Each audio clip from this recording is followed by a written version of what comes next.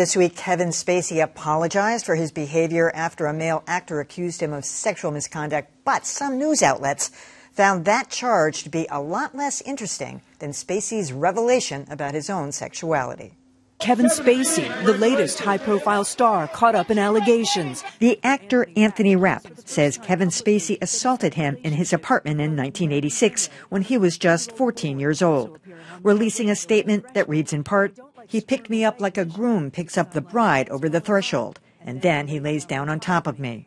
In a statement, Kevin Spacey said he does not remember the incident, but "I owe him the sincerest apology for what would have been deeply inappropriate drunken behavior." Spacey goes on to disclose, "I have loved and have had romantic encounters with men throughout my life, and I choose now to live as a gay man." Have you heard the breaking news? Kevin Spacey is gay. Like you care. Oh, yeah, there's something else. He may have tried to force sex on a child. That was buried. Tucker Carlson is right. It was buried. Several media outlets, including ABC and Reuters, chose to lead with the fact that Spacey was now admitting he is gay rather than the more serious charge that he had molested a 14-year-old. Twitter, though, didn't miss a beat, lambasting Spacey for trying to deflect the real issue. That language brought an avalanche of criticism. It wasn't until that criticism caught fire that the media turned directions. But until then, Spacey's spin was right on target. It was brilliant. It was quite smart.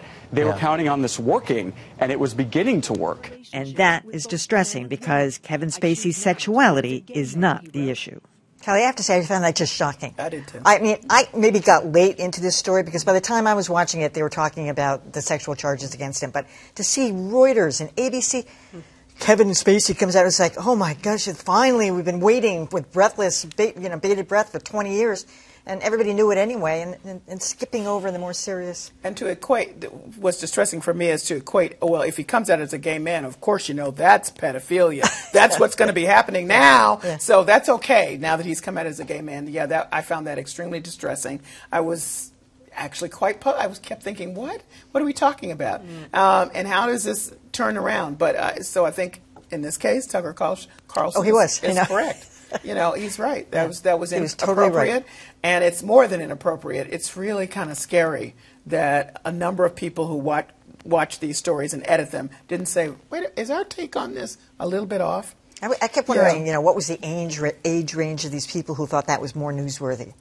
I just wanted to know. Or was it the celebrity press? Because, it's weird when... ABC isn't the celebrity press. Right, that's true. No, but celebrities are treated differently by the press. And, again, this is a cross-industry issue. But celebrities always get a different treatment no matter what the story is, I think. And they get this different... they are looked at from a different lens. Yeah. It just amazes me that we are still in this place where we are talking about whether the media should... about outing people and who gets to out themselves and when and why, and that's still part of the conversation? I kept asking myself, if RuPaul had been accused of molesting a woman, would the headline be, "Oh, he's not gay after all"? No, it would not. I don't know. It would not. But I do wonder what did readers think was the news? Does the headline... No, the readers were right. Does the headline look... Well, that's from Twitter. That's from who spoke on Twitter. But the average everyday American, what did they consider most newsworthy? And is that what headlines should be reflecting? Or should headlines be telling them what's most important? Well, you don't think Twitter represented average everyday Americans? I think... You didn't think so? Wait a minute. I think Twitter are media people. The Twitter universe is different than average everyday people. And the media... We need to report the crime. So so there's no discussion about what is more newsworthy. I'm just yes, but I am asking sort of a philosophical question about whether headlines reflect what we think readers are going to be the most interested in, or do we tell them what's the most important thing? Well, the way this came at me, and maybe it was on Twitter.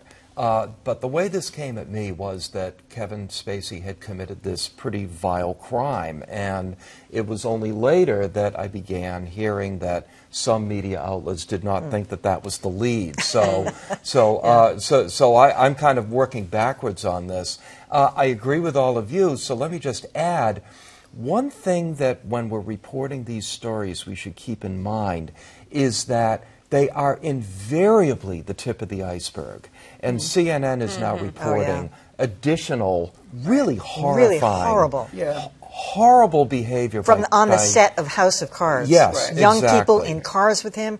He's reaching into their pants and just on and on and on. More than one person. So they shut down the production. So when we learn about these kinds of stories, we ought to be thinking, what's next? Okay, but what else should we? Those people, going back to the discussion we just had about Michael Oreskes, people complained about Kevin Spacey, and he got celebrity treatment. They weren't going to shut down House of Cards because a bunch of low-level production assistants complained, right? Well, they did a workaround in the story. They said to the young man who complained, they said, we'll make sure you're never on the set with him. And then he ends up being in a situation where he's in a car with him, which was not planned, and so he's totally unprotected in that way, and there you have it. Well, and again, there's the pattern, and it's the power dynamic and the power relationship, and the initial apology to Dan Sports. Oh, I'm sorry, it was inappropriate. And then it's, the inappropriate behavior that you knew was inappropriate, you still did a year ago and 2 years ago. There was, the Advocate wrote the story about Kevin Spacey years ago, and then this week explained why they didn't out him, even though he had been accused of a crime back then by the same actor, I believe. No, it was, again, an open secret. People knew. But they said, oh, well, we're not, but even though it was a crime, they weren't going to. Well, their issue was more that when they first knew about Kevin Spacey, because what I used to do this too, you ask a lot of some of the people working for those institutions, is so-and-so gay? And they know. And they said, we don't out people. We let them decide. But it was a crime. It's an adjective. All they needed to do was use his name. No, but the first part of why they didn't say anything about him was that they knew he was gay, and that's what people were They didn't asking. have to say he was gay. They just had to say that he that was the first thing that how they interacted with him. They were protecting him, So